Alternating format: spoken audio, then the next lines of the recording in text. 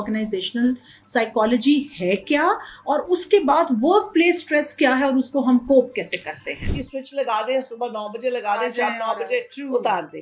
अब वो it's a social unit now. थोड़ा सा साइकोलॉजिकल वेलबींग को आसान अल्फाज में ऑडियंस के लिए बताइए। आप जब तक एक मुस्कुराता हुआ शख्स अपनी रिसेप्शन पे नहीं बिठाएंगे, आपका काम ही नहीं चलता। बहुत से चैलेंजेस हैं जो कि वर्क प्लेस के ऊपर, हर इशू या हर प्रॉब्लम के नीचे जो बेस होती है वो कोई कॉन्फ्लिक्ट है। लेकिन सबसे पहले तो हमारा कॉन्फ्लिक्ट विद इन आवरसेल्फ है। सो ये एक बड़ी चीज क्लियर हुई कि जहां भी कॉन्फ्लिक्ट होता है, communication between the two parties is very much important. Conflict को हम नो नहीं कर सकते। It's a part of life. देखिए, जब ब्लैक है तो व्हाइट भी है, दिन है तो रात दिन तो है तो रात भी है। जो साइकोलॉजिस्ट आ रहे हैं, आर दे कॉन्फिडेंट इनफ कि they know their place in that organisations? हम सब सीखना नहीं चाहते, हम सिखाना चाहते हैं। बिस्मिल्लाहिर्रहमानिर्रहीम। इय्याका नअबुदु व इय्याका नस्तईन। मैं अमरीन गुल आपके साथ आज के पॉडकास्ट में, हमारे साथ बहुत ही well reputed and renowned psychologist और एकेडमिशियन मौजूद हैं, doctor Shazia Qayyum. She is currently enjoying the status of associate professor in the institute of applied psychology department.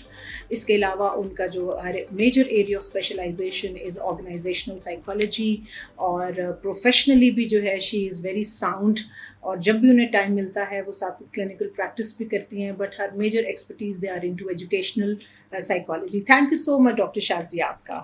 Thank you and thank you sparing for your precious time. You are most welcome. हम बात करते हैं आजकल जो different psychologist के साथ हमारा main जो होता है कि स्ट्रेसफुल सिचुएशन है, स्पेशली कोविड के बाद, या जो हमारा करंटली पॉलिटिकल और इकोनॉमिकल इंस्टेबिलिटी है उसकी वजह से बहुत स्ट्रेसफुल सिचुएशन है, और हम इसका इम्पैक्ट जब देखते हैं मेंटल हेल्थ के ऊपर, तो आई थिंक हम जनरली तो बात करते हैं कि लोगों का स्ट्रेस का उनकी मेंटल हेल्थ पे क्या इम्पैक्ट होता है। Since your forte is the organisational psychology, तो I would like you to define पहले तो कि ऑर्गेनाइजेशनल साइकोलॉजी है क्या, और उसके बाद वर्क प्लेस स्ट्रेस क्या है और उसको हम कोप कैसे करते हैं। ऑर्गेनाइजेशनल साइकोलॉजी, इस हम कहते हैं कि psychology is a human study, right? So human mind की और ह्यूमन बिहेवियर की स्टडी है। तो जब भी जहाँ कहीं इंसान जाता है वहाँ साइकोलॉजी जाती है। सो जब इंसान ऑर्गेनाइजेशन में जाता है एज अ एम्प्लॉय और एम्प्लॉयर और एनी पोस्ट एनी लेवल, तो उसके साथ साइकोलॉजी भी जा रही है, जिसको हम ऑर्गेनाइजेशनल साइकोलॉजी कहते हैं। It's comes under as industrial and organisational psychology, because उसमें प्रोडक्शन भी आ जाती है और मैनेजमेंट भी। So is it the industrial psychology is the major umbrella, और उसके अंडर फिर ऑर्गेनाइजेशनल? हाँ जी, बेसिकली इसको हम आईओ कहते हैं, industrial and organisational psychology, right? क्योंकि इसलिए हम व्हाइट कॉलर भी और एम्प्लॉयज भी लेते हैं, ऑल कैडर भी टेक उसमें, राइट? सो जो बंदा भी घर से बाहर काम के लिए निकलता है, he comes under the organizational psychology। जहाँ तक आप बात करी है वेलबींग की, या जहाँ से आप बात करी है साइकोलॉजिकल की, तो इंसान जब जाता है किसी भी जगह पे काम करने, तो वो अपने साथ एक लगेज तो अपना लेके जाता है, और वो उसकी पर्सनालिटी है, वो उसकी परसेप्शन है, वो जो उसकी सेल्फ तो अलग नहीं होती। आप जितना मर्जी, और इसी तरह जब आप ऑफिस से घर आते हैं तो आप ऑफिस घर कोशिश तो करते हैं मैं छोड़ा, लेकिन आप लेकर जरूर आते हैं। और अक्सर बीवियां जो हैं वो ये बड़ा कहती भी हैं कि जी ये वहाँ का जो है काम और स्ट्रेस सारा घर ले आए हैं। इसलिए now the organizational psychology is the area which help the individuals, ताकि वो ना individuals at workplace, right? और so workplace पे आते हैं। अब आप बात करती हैं उसकी psychological well-being की या उसकी फिजिकल वेलबींग, हम दोनों को लेके भी चलें। मैं चाहूंगी डॉक्टर साहब आप थोड़ा सा साइकोलॉजिकल वेलबींग को आसान अल्फाज में ऑडियंस के लिए बताइए। देखिए जी, हम एक आम वर्ड लफ्ज इस्तेमाल करते हैं जॉब सेटिस्फैक्शन का, ठीक है? सो आम जबान में मैं ये कहूँगी कि अगर आपका एम्प्लॉय जॉब सेटिस्फैक्शन रखता है, सेटिस्फाई है, तो वो आपके लिए इफेक्टिव और efficient. Very rightly defined is the job satisfaction is the main criteria. Motivation is the second criteria. Because if you're enjoying your work, only then you can perform well. So job satisfaction हो गया, motivation हो गया. If you are satisfied, you move for the work, right? अब ये side आ गई आपके employ की, और एम्प्लॉयर की साइड पे ये आ गई कि उसने कमाना है, है ना, ठीक उसने है। तो कमाना ही कमाना है, ठीक है। और लेकिन उसने आपको खुश रख के कमाना है। खुश पहले रख के। सिर्फ कमाने की बात होती थी, बाय हुक और by by crook. Hook by crook. वो ट्रेडिशनल वे ऑफ था कि जी स्विच लगा दें, सुबह 9 बजे लगा आ दें, शाम जाए 9 और बजे true, उतार दें। very much अब वो true. It's a social unit now, organisation is not like an machine, it's a social unit. Very, very rightly defined. इसके लिए ऑर्गेनाइजेशन को जब हम सोशल यूनिट पे कहते हैं, तो सोशल यूनिट में फीलिंग्स भी आ जाती हैं, परसेप्शंस भी आ जाती हैं, पर्सनैलिटीज भी आ जाती हैं, इमोशंस भी आ जाते हैं। I remember when I did my MBA, तो एक किताब में लिटरली लिखा हुआ था कि emotions are nowhere in the business books. हम सुनते होते थे, ठीक है, तो अदरवाइज तो हम तो फिर रोबोट्स हो जाए ना without emotions. Emotional labour, EQ का कॉन्सेप्ट ही यहीं से मर्ज हुआ है। और आप सोचिए इमोशनल लेबर के बगैर कोई ऑर्गेनाइजेशन नहीं चल रही।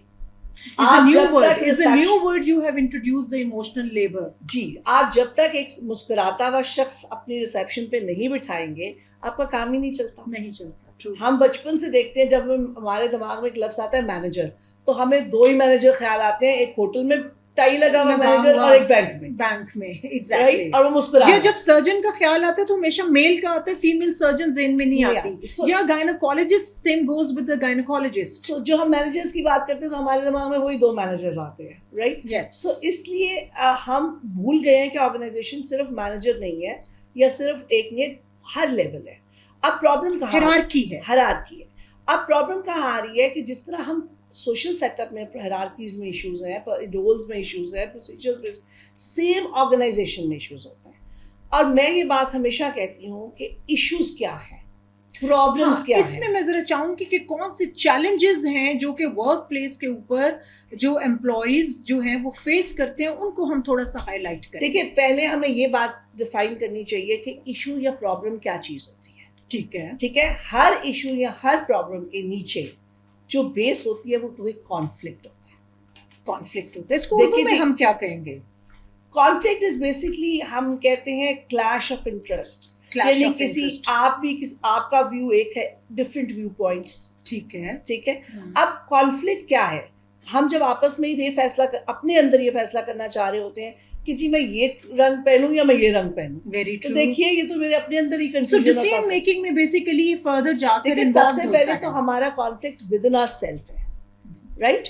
अगर मेरा within ourself solve होगा तो फिर ही मैं आपके साथ अपने कॉन्फ्लिक्ट सॉल्व करूंगा, right. So within ourself पहले we have to clear ourself what we exactly want. लेकिन कॉन्फ्लिक्ट होना is very natural, is very That's natural. I am going to tell you कि वही मैं आपसे बात करना चाही थी स्टेप में, कि अगर कॉन्फ्लिक्ट बेस प्रॉब्लम्स की, इश्यूज की, हर चीज़ की बेस कॉन्फ्लिक्ट है, वो विद इन योर सेल्फ है, विद अनदर पर्सन है, और विद अ ग्रुप है, और with in between two groups है।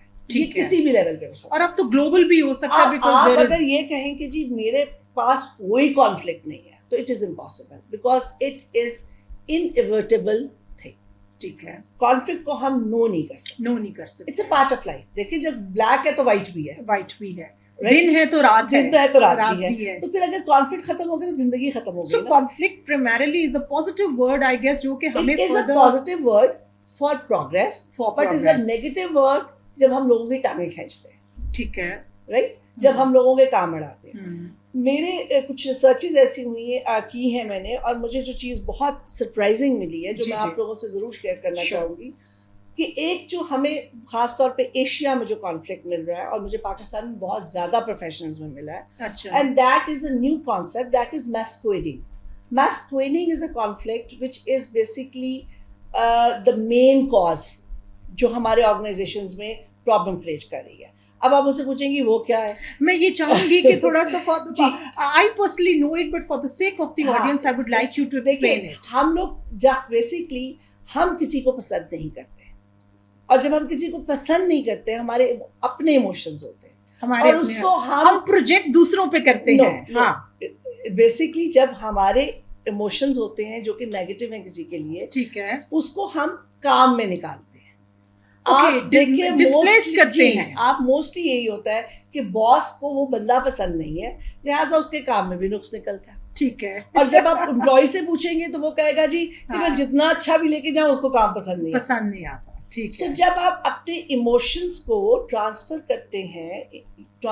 करते हैं इनटू वर्क, ठीक है, राइट, टास्क में, तो वो मैस्कुएडिंग कॉन्फ्लिक्ट्स होते हैं। ठीक है, जो कि एक्चुअल कॉन्फ्लिक्ट नहीं होता, एक्चुअल कॉन्फ्लिक्ट नहीं जिसके होता। पीछे एक्चुअल इश्यूज नहीं होते, सिर्फ आपकी अपनी फीलिंग्स है जो आप उसके ऊपर लेके यानी वो जाते हैं। टेक्निकल इश्यूज नहीं है, वो सिर्फ आपकी जी, वो अपनी टास्क फीलिंग्स रिलेटेड हैं। नहीं है, ठीक बट है। वो आपकी अपनी है जो कि आप दूसरे के तो ऊपर। इससे तो फिर दूसरे की परफॉर्मेंस भी तो इफेक्ट हो रही So, है ना, अगर आप ब्लॉक देखिए हो जब हम रही है। कहते हैं organisational politics and all these जी, things, workplace workplace politics, politics, harassment, ये वो क्या है? वो यही है ना ट्रू, कि आप अपनी फीलिंग्स को नहीं संभाल पा रहे और वो आप दूसरे पे थ्रो कर रहे हैं in shape of a work. ठीक है, काम में, और ये तो नॉर्मल हो सकता है ये बात ठीक कि है। जी आपकी काम में गलती है, ठीक है, हाँ। आप उसको डांट देते हैं, डांट गुस्सा दे- कर देते हैं, काम को इमोशंस में लेके जाने का कोई तुक बनता है, ठीक है, it has some reason, true, but emotions को काम में निकालने का कोई तुक नहीं बनता। नहीं बनता। So that's why what I want तो टू। आपको लगता है ये एशिया में, सॉरी टू कट यू, आपने कहा आपने स्टडीज की, तो did you find it more prevalent in the Asian people, Pakistan में जी हाईएस्ट जो मुझे मिला है that is masculine. So what could be the probable reasons for that? You might I have think done हम बहुत research. इमोशनल लोग हैं। हाँ, बहुत ही ऐसी जड़े ने ना, हाँ जी, हम जिसे कहते हैं वो इमोशनल हो जाते हैं हर हम चीज बहुत के ऊपर इमोशनल है। लोग हैं, हम चीज को हाँ। पर्सनल कर लेते हैं, हाँ, बहुत जल्दी Personal पर्सनल ले ले लेते लेते हैं, हैं। हमारी ईगोस बहुत ज्यादा हमारी हथेलियों पे रहती हैं। हेल्थी क्रिटिसिज्म को भी हम पर्सनल ले जाते हैं। आई एम सॉरी, मुझे लगता है कि हम हर वक्त अपनी हथेली पे ना एक Ego ईगो लेके का। फिर रहे हैं और हमें डर होता है कि जरा सी को भी हवा चली हाँ, तो वो गिर जाएगी, गिर जाएगी, तो वो, और उसके चक्कर में हम अपने गिर्द एक किला बना लेते हैं किला और वहां बैठ के हम फायरिंग शुरू कर देते शुरू कर देते हैं। हैं। वेरी ट्रू, नॉर्मल डिस्कशन जो है वो आहिस्ता आहिस्ता आर्गुमेंटेशन में आती है, और और which is converted argumentation- into fight then. और आर्गुमेंटेशन जब शुरू होती है तो फिर हम अपने किले में बैठ जाते हैं और फिर हम वहां से गोला बारूद फेंकना शुरू करते हैं, शुरू हो जाते हैं, और फिर ना हम अपने किले से बाहर आते हैं, ना किसी को अंदर आने देते हैं, ना किसी और ना को किसी अंदर को आने खुद देते बाहर हैं, आते आने हैं। देते तो this is the main cause. उसके बाद अगर आप देखें तो अब वही वाली बात कि कॉन्फ्लिक्ट्स हैं, मैं भी मान गई, लोग भी मानते हैं, but It's just like stress है, लेकिन और the next step is how to manage the stress. ये आपने वर्ड बड़ा अच्छा बोला है, मैं यही कहना चाही थी कि कॉन्फ्लिक्ट कभी खत्म नहीं होता, रिजॉल्व नहीं होता, it manages. Yes. It manages, हम मैनेज करते हैं। आप देखें, आपको बचपन में आपका किसी ने खिलौना तोड़ा था ना, आपको आज भी याद होगा। अगर खत्म हो गया होता ना तो आपको याद नहीं ना होता। सो हमने सही, मैनेज कर लिया, मैनेज कर लिया, ठीक है। हाँ, अब हमने उन खिलौनों को संभालना सीख लिया, सीख लिया है। सो अब हम सीख लेते हैं कि हमने इसको मैनेज So कैसे the term management has been introduced from here कि हमने अपने challenges को या मसाइल को मैनेज करना होता जी, है, तो उस पर जब मट्टी आप- नहीं डालनी जी होती। जी, जब आप अपने कॉन्फ्लिक्ट्स को मैनेज करते हैं तो ऑटोमेटिकली आपके इश्यूज मैनेज हो जाते हैं। Issues manage होते हैं। True. देखिए, हाँ। आप उसकी जड़ को अगर ठीक कर रहे हैं, ठीक है, Yes. तो ऑटोमेटिकली अगर आप तेजाब डाल रहे हैं तो पौधा खराब हो रहा है, और अगर आप पानी डाल रहे हैं तो फूल निकल Same आएगा। goes with the career counseling. If you have got multiple options, तो कौन सी है? So conflict create हुआ, but फिर आप pros and cons बनाते हैं. You see your interest, आप देखते हैं क्या चीज है, and then you resolve it and manage it के कैसे जो है वो और फिर आप किसी करना वक्त है। सोच भी लेते हैं कि यार मैं उधर चला जाता तो अच्छा था, हाँ। तो दैट मीन्स आपने मैनेज किया, मैनेज किया उस टाइम। ठीक है। अगर ये नहीं सोचा तो तब भी आप इंसान नहीं है, नहीं, ठीक है, लेकिन सही है। नॉर्मल नहीं है। नहीं। So, अगर नॉर्मल इंसान सोचता है, पीछे जाके भी सोचता है, आगे का भी सोचता है, True, true. सो इसलिए मैनेज करते हैं हम कॉन्फ्लिक्ट को। इसमें मैं एक और चीज़, जो कि मैंने भी इन्वेंट्रीज, लोकल इन्वेंट्रीज भी कॉन्फ्लिक्ट मैनेजमेंट की और कॉन्फ्लिक्ट टाइप्स की बनाई है। इन्वेंट्रीज का थोड़ा सा, क्योंकि मैं चाह रही हूँ हम लेमैन टर्म में डिफाइन करें लोगों को कि ये क्या चीज है, टेक्निकल देखिए जी, हम ऑर्गेनाइजेशन में, क्योंकि लोग हमसे रिजू करते हैं, कॉर्पोरेट सेक्टर वाले, और वो जानना चाहते हैं कि लोग, हमारे एम्प्लॉयज हमारे साथ क्या उनके इश्यूज क्या हैं, वो सेटिस्फाइड Satisfied है, है, नहीं नहीं है, है। क्या तो प्रॉब्लम्स हैं। एनोनिमसली हम उनसे डाटा लेते हैं, ठीक ठीक है। है, and we find it out कि इस ऑर्गेनाइजेशन में कौन से कॉन्फ्लिक्ट टाइप्स मौजूद हैं, और फिर रेलेवेंट कौन से मेजर इश्यूज हैं विच वो फिर उससे कौन से कॉरेस्पॉन्ड कर रहे हैं, ठीक है, True. असल क्या कॉन्फ्लिक्ट्स है जो कि ये इश्यूज पैदा कर रहे हैं। ट्रू। फिर उसके बाद we have scales to know that which we have developed. फिर उसके बाद we have developed a scale to manage it. So scales are primarily for the diagnosis Diagnosis. या dynamics को देखने के लिए कि Yes, कौन yes. से जो है वो फैक्टर्स Causes हैं। निकालने के लिए वो हम निकालते हैं। सही। उसके बाद we train them, we give them trainings कि ठीक how है। to manage it. So this is now the role of organizational psychologist comes where they train With the at workplace के ऊपर जो है वो लोगों को train करते हैं कि how to overcome these challenges or rather how to manage these issues. और इसमें आपको मैं ये क्लियर कर दूं कि हम ये समझते हैं कि ट्रेनिंग सिर्फ एम्प्लॉय को दी जाती है, नो नो ट्रेनिंग एम्प्लॉयर को भी चाहिए चाहिए होती, बिकॉज एक साइड से तो कॉन्फ्लिक्ट रिजॉल्व नहीं होगा हो ना, सकता और नहीं मैनेज होगा। बहुत प्यारी बात की, it's a two way traffic. देखो हम हमेशा कोई आता है हमारे पास तो कहते हैं जी मेरे एम्प्लॉइज को ये ट्रेनिंग दे, ये दे दें। भाई आप भी तो बैठे ना बीच में। CEOs and the managers, they also need the training, you हाँ, see। तो फिर हम क्या उनको ये एडवाइस करते हैं कि भाई आप भी बीच में आप भी बैठ जाइए, या अगर आपको उनके साथ बैठना मुश्किल लग रहा है तो अलग बैठ जाइए। करना तो हमने दोनों पार्टीज के साथ। ट्रू। सो ये एक बड़ी चीज क्लियर हुई कि जहां भी कॉन्फ्लिक्ट होता है, communication between the two parties is very much important. So इसी तरह हमारे क्लिनिकल केसेस के भी अंदर हम हमेशा कहते हैं the effective communication between the two parties is very much important to manage और टू रिजॉल्व द इश्यू। जी, अब मैं आपको सही बात बताऊं, हमारे माशरे में ना एक मसला है पूरे overall, not in the organisation, ठीक है, हम एज इंडिविजुअल भी हमें ये प्रॉब्लम है। हमारे माशरे से क्या मुराद है? हमारा माशरा मींस है कि हम सब लोगों में, मेरे में, आप में, हर शोबे में, हर घर में, काम करने वाले या ना काम करने वालों में, बच्चों में, एडल्ट्स में, हम सब सीखना नहीं चाहते, हम सिखाना चाहते हैं, और हम सब सुनना भी नहीं चाहते लेकिन और सुनाना चाहते हैं। उस्ताद आता है वो कहता है मेरी सुनो, मेरी सुनो, ठीक है, बाप आता है वो कहता है मेरी सुनो, माँ आती है वो कहती है मेरी सुनो, बच्चे कहते हैं जी आप हमारी सुने। ठीक है, हर कोई जो है ना वो कहता है कि मेरे पास बहुत कुछ है, मुझसे नहीं, कोई दूसरे से नहीं लेता। So one has to be a good listener as well. So हम सब मास्टर्स बन चुके हैं। Jack of all trades and master of none. मैं ये कहना नहीं चाहती, लेकिन हम सब अपने आप को इतने मुकाम पे पहुंचा चुके हुए हैं कि हम लोग, हमें लगता है we know everything, हमें लगता है we know everything।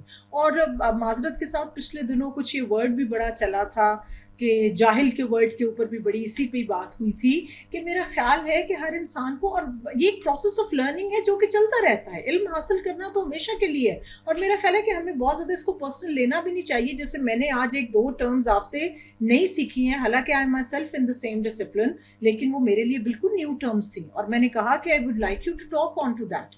तो मेरा ख्याल है कि अब this is the right time कि we need to figure it out कि ये चैलेंजेस क्या, थोड़ा सा ओपनली हम डिस्कस करें। कॉन्फ्लिक्ट का मुझे मैनेजमेंट की जब बात आती है, स्पेशली वर्क प्लेस के लिहाज से, क्योंकि आपने MBA भी किया हुआ है तो आपका एक वो भी सारा एक्सपोजर है, वर्क प्लेस के ऊपर कौन सी ऐसी स्ट्रैटेजीज हैं जो कि हमारी अगर जो, because everybody can not afford to consult a professional for the counselling, कौन सी आप छोटी सी टिप्स देंगी, थोड़ी सी 2-3 जो कि हेल्प आउट करें वर्क प्लेस के ऊपर, whether they are the CEOs और द एग्जीक्यूटिव्स और द मैनेजरियल लेवल, या वो जितना जो लोअर लेवल पे काम कर रहे हैं, कौन सी टिप्स देंगी जो उन्हें हेल्प आउट करेगा टू रिजॉल्व दीज कॉन्फ्लिक्ट्स और द इश्यूज और द चैलेंजेस? देखिए, सबसे इम्पॉर्टेंट चीज़ तो ये है कि जहाँ का मसला है वहाँ छोड़ दीजिए। लाइक अगर आप घर के मसाइल सोचते सोचते दफ्तर आएंगे तो दफ्तर के मसाइल बढ़ जाएंगे, ठीक, और अगर आप दफ्तर के मसाइल सोचते सोचते घर जाएंगे तो घर के मसाइल। So consciously they have to work on to that कि जो मसला जहाँ का वहीं ले, बिल्कुल कॉन्शियसली हमने एक चीज को छोड़ के दूसरी पे, ये नहीं होना चाहिए कि घर आके बच्चों पे गुस्सा निकल रहा है, बीवी पे गुस्सा निकल रहा है। वी शुड बी ट्रेन्ड कि हमने रोल को चेंज कैसे करना। ठीक है, अब मैं माँ हूँ, role playing, is it not role playing, actual role. देखिए, if I am a mother, तो I am not a mother in this office. In this office, right? And if I am a officer, तो I am not officer in my kitchen. In my kitchen, yes. Right? So मुझे kitchen की problems यहाँ नहीं लानी और मुझे यहाँ की प्रॉब्लम अपने घर के किचन में नहीं लेके जाना। So ठीक, सबसे बड़ी चीज ये है, क्योंकि देखिए आप एक डबल बर्डन उठाते हैं। ठीक, अगर आप सारे बटन्स लेके हर जगह जाएंगे तो आपके ऊपर प्रेशर ज्यादा। जैसे हम बचपन में बड़ा मजे से कहते होते थे ना डॉक्टर साहबा कि वो टीचर का मूड अच्छा नहीं इसलिए हमें कम मार्क्स मिले, या टीचर का मूड नहीं था अच्छा इसलिए हमें डांट पड़ी है। हाँ? तो दैट यूज्ड टू बी, अगर देखा जाए that was the same thing. देखिए जी, अभी भी हम यही कहते हैं कि बॉस ने डांटा है, बीवी ने लड़के आया होगा। True, right, so this is the main thing. पहले अगर तो आप अपना ये करेंगे तो आपका आधा बर्डन खत्म हो जाएगा। इवन नीचे क्लरिकल स्टाफ कहता है कि आज जो है जी इनका लगता है घर में लड़ाई हुई है, कोई इशू हुआ है। सो इसलिए सबसे पहले अगर आप इन दोनों जगहों को, फैमिली को और फैमिली इश्यूज को और वर्क प्लेस इश्यूज को अलग-अलग रखेंगे और उस अपने रोल को स्विच कर सकेंगे तो ये आपका आधा burden. Good enough, good enough. ये तो एक दूसरा पॉइंट ये है कि whenever you find something confusion, आपके लिए कंफ्यूजन है ना, आपके सेल्फ के अंदर है, talk to somebody, talk to your coworker. If you are not having trust on that, talk to somebody else, in the organization कि यार I am having a conflict or I am having a confusion inside. तो फिर तो organisational psychologist भी होने चाहिए हमारे work places के ऊपर. लेकिन अनफॉर्चुनेटली अमरीन, मैं आपको ये बताऊंगी कि हमारे यहाँ कॉर्पोरेट सेक्टर में ऑर्गेनाइजेशनल साइकोलॉजिस्ट बिल्कुल भी नहीं है. ये जो हम बच्चों को दिखाते हैं ना कि जी आपको नौकरियां मिल जाएंगी, ये जो डायलेमा है ये बहुत बड़ा एक एम्प्टी है पूरा. आपको मैं बताऊं कि अनफॉर्चुनेटली साइकोलॉजिस्ट, ऑर्गेनाइजेशनल की साइकोलॉजिस्ट की जगह पर आपके एचआर के लोग बैठे. एचआर की मैंने अक्सर सुना है जी, वो एचआर के बैठे हुए वही रिक्रूटमेंट कर रहे हैं, इंडक्शन. उसमें भी कसूर बिजनेस का नहीं है, एचआर के बंदों का नहीं है, हमारा है. As a psychologist. We left that space. We didn't fill that space. नहीं, वो लेफ्ट भी हमने किस तरह की है. देखिए, एक psychologist, this is something important which we have to communicate the people who interested to be an organisational psychologist कि अगर आप साइकोलॉजिस्ट बनना चाहते हैं, प्रॉब्लम ये है कि साइकोलॉजिस्ट पहले ह्यूमंस के बारे में सोचता है और फिर बिजनेस के प्रॉफिट के बारे में सोचता है. ठीक है. जब जिस बंदे ने मुझे तनख्वाह देनी है ना, वो चाहेगा कि पहले प्रॉफिट सोचो, फिर ह्यूमन रिसोर्स के बारे में सोचो. सो जो बिजनेस से पढ़ के आता है बच्चा और वो एचआर से होता है, ठीक है, एरिया ऑफ कॉन्फ्लिक्ट यहाँ भी आ जाता है. सो वो एचआर का बच्चा होता है, वो पहले बिजनेस के प्रॉफिट को निकालता है और साथ ही वो ह्यूमन रिसोर्स को भी यूज. हम 6 महीने बाद बस 1 या साल बाद ट्रेनिंग करा के समझते हैं कि वी हैव डन एनफ. अब हमें वो क्यों रखे? क्योंकि हम कहेंगे जी उसके लिए बस कर दो, उसके लिए मेडिकल कर दो, उसके लिए ट्रांसपोर्ट कर दो, इंश्योरेंस का कर दें, ये सारा वो कर दो. वो कहेगा बेटा बिजनेस लॉस में जाएगा. वो कहेगा बेटा आप घर बैठिए, मुझे आपकी जरूरत नहीं है, मैं एचआर का बंदा रखूंगा, वो उसमें से पहले निकालेगा. ठीक है कि जी ये मुझे प्रॉफिट आएगा तो मैं इतना इनको ये दूंगा बेनिफिट, ये मैं बेनिफिट दूंगा तो मुझे साथ ये प्रॉफिट आएगा. So how we can motivate the ones जो हमारे upcoming young psychologists हैं to, if they want to opt this area and if they want to fill in that space, तो आप उनको क्या जो है वो मैसेज देंगे ऐसे स्टूडेंट्स को कि किस तरीके से अब ये गैप को फिल करना है और कौन सा वो रूट ऑप्ट करें? मैं हमेशा अपनी ऑर्गेनाइजेशन साइकोलॉजी के जो बच्चे हैं उनको ये कहती हूँ कि बेटा अपनी कोशिश कीजिए कि एक बिजनेस की डिग्री अपने साथ लीजिए. जैसे आपने भी बिजनेस की डिग्री लेंगे ना तो आपको समझ आएगी कि बिजनेस साइकोलॉजी के बगैर कुछ नहीं है और psychology business. This is a unique combination of having PhD in counselling and side by side MBA. So दोनों ने एक दूसरे को वो बड़े अच्छे तरीके से मर्ज करके दोनों साइड्स का. ये समझ नहीं आएगी, मैं एम्प्लॉय की सीट पे बैठ के नहीं समझूंगी कि उसका क्या पॉइंट ऑफ व्यू है. जैसे आपने कहा उसका काम बिजनेस का प्रॉफिट देखना है, मैं उसकी सीट पे बैठ के सोचूंगी तो फिर मैं साइकोलॉजिस्ट भी अच्छी बन जाऊंगी. ट्रू. ठीक है, मैं सिर्फ ये ह्यूमन रिसोर्स की वेलबीइंग और ये स्ट्रेस और वो मैनेज करती हूं. तो क्या इतने कॉन्फिडेंट हमारे जो साइकोलॉजिस्ट आ रहे हैं, आर दे कॉन्फिडेंट इनफ कि they know their place in that organisations? Because अभी तक प्राइमरीली यही होता है स्कूल्स कॉलेजेस के अंदर, एकेडेमिया के अंदर या क्लिनिक के अंदर या थोड़ा बहुत स्पोर्ट्स के अंदर अब आ गया है, थोड़ा सा लोगों को फोरेंसिक क्रिमिनल का भी पता चल रहा है. तो क्या लोगों को अभी इस साइट की जो स्टूडेंट्स इधर आना चाह रहे हैं उनको इतनी अवेयरनेस है और उनको थोड़ा सा हम ये बता रहे हैं कि किस तरह उस स्पेस को फिल करना है? देखिए, मैं आपके इस पॉडकास्ट उसके तसस्सुस से लोगों को, खासतौर पे उन बच्चों को मैसेज देना चाहूँगी जो ऑर्गेनाइजेशनल साइकोलॉजी ऑप्ट करना चाहते हैं. तो प्लीज़ अपनी साइकोलॉजी की डिग्री पे मत रहिए, उसके साथ बिजनेस की डिग्री हासिल कीजिए, क्योंकि बिजनेस की डिग्री आपको दूसरी साइड पे जो व्यू है उसको भी दिखाएगी. और आपको तो बिजनेस की डिग्री पढ़ते हुए पता चलेगा कि सारा बिजनेस जो है वो तो साइकोलॉजी के पिलर्स पे ही खड़ा है. सो इसका कॉम्बिनेशन आपके लिए दरवाजे खोलेगा कॉर्पोरेट सेक्टर का. अगर आप खाली साइकोलॉजी की डिग्री रखेंगी, कॉर्पोरेट सेक्टर हमें ऑप्ट नहीं करेगा. So this is a new learning even for me कि आपने जैसे कहा कि अगर ये कॉम्बो हो जाएगा विद द मैनेजमेंट के साथ, because it's all about conflict management. तो अगर आप मैनेजमेंट स्टडीज की भी एक डिग्री ले लेते हैं तो you can easily make your place जो है वो इन द कॉर्पोरेट सेक्टर. सब चीजें आप कवर करते हैं तो आपको पता होता है कि 2+2 क्या है. एग्जैक्टली. सो 2+2 भी सीखिए और साथ आप ह्यूमन नेचर, इमोशंस को भी और ये सब चीजों को भी मैनेज करना. और 2+2 दोनों मिलेंगे तो आप कॉर्पोरेट सेक्टर में जा सकेंगे. अदरवाइज आपको सिर्फ ट्रेनिंग के लिए बुलाया जाएगा, वो भी वो सोचेंगे अगर उनका दिल करेगा तो. लेकिन आज एक चीज बहुत आपकी कॉन्वर्सेशन से जो क्लियर हुई कि the job satisfaction and individuals' job satisfaction at the workplace is very much important to perform effectively. और मेरा ख्याल है कि अब जो कॉर्पोरेट सेक्टर के भी लोग हैं उन्हें भी अब ह्यूमन इमोशंस के ऊपर थोड़ा सा सोचना चाहिए कि अगर उनकी इमोशनल वेलबींग है, अगर उनकी साइकोलॉजिकल वेलबींग है, तो they can show their loyalty with the organisation, they can show their कि हाँ ट्रस्ट एक बिल्डअप हो सकता है. जहाँ ट्रस्ट बिल्डअप होता है वहाँ लॉन्ग टर्म रिलेशनशिप जो है वो होता है. आपकी टर्नओवर टेंशन खत्म हो जाती है और आप उसके साथ लॉयल होते जाते हैं. स्विच ओवर्स हो जाते, कम हो जाते हैं जरा. So thank you so much doctor Shazia for sparing your precious time. और डेफिनेटली हम ये पॉडकास्ट का जो सिलसिला है इसको जारी रखेंगे और इसको जो है हमने आगे एक, मैं जिसे चाह रही हूँ कि एक मैंने लड़ी में इसको जो है वो वर्ड क्या कहते हैं उसको परोना है मैंने, जिसमें मैं अपकमिंग यंग साइकोलॉजिस्ट को भी लूँगी ताकि एक डिजिटल प्लेटफॉर्म जो है वो हमारा बने और जो हमारे आने वाले स्टूडेंट्स हैं उनको ये हेल्प आउट करें.